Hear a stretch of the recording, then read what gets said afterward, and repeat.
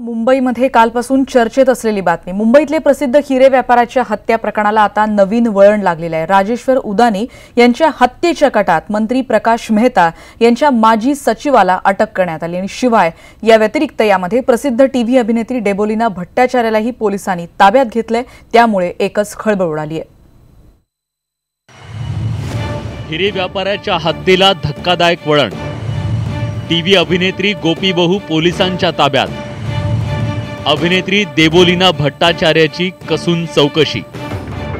टीव्हीच्या स्क्रीनवरचा सोज्वळ चेहरा गोपी बहुला अर्थात देवोलिना भट्टाचार्याला पोलिसांनी ताब्यात घेतल्यानं एकच खळबळ उडाली आहे। हिरे व्यापारी राजेश उदानींच्या हत्येप्रकरणी देवोलिनाचं नाव आल्यानं या सगळ्या प्रकरणाला एक वेगळं वळण मिळालंय। याआधी उदानींच्या हत्येप्रकरणी मंत्री प्रकाश मेहतांचा माजी सचिव सचिन पवारला पोलिसांनी बेड्या ठोकल्या।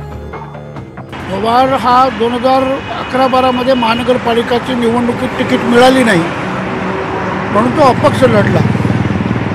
त्यावेळी आम्ही त्याला पक्षातून निलंबित केलं। तेव्हापासून माझ्या सचिवपद, कार्यालय, काही वैयक्तिक कामं कशाची माझा आणि त्याचा संबंध नाही। देवोलिना सचिन पवार सोबत गुवाहाटीत होती असं पोलिसांना कळलं। ते मुंबई विमानतळावर उतरताच पोलिसांनी तिला ताब्यात घेतलंय। देवोलिनाचा राजेश उदानींच्या हत्येप्रकरणी नेमका काय संबंध आहे याचा पोलीस कसून तपास करतायत। देवोलिना ही छोट्या पडद्यावरची आघाडीची अभिनेत्री आहे। गोपी बहू ही तिची गाजलेली भूमिका।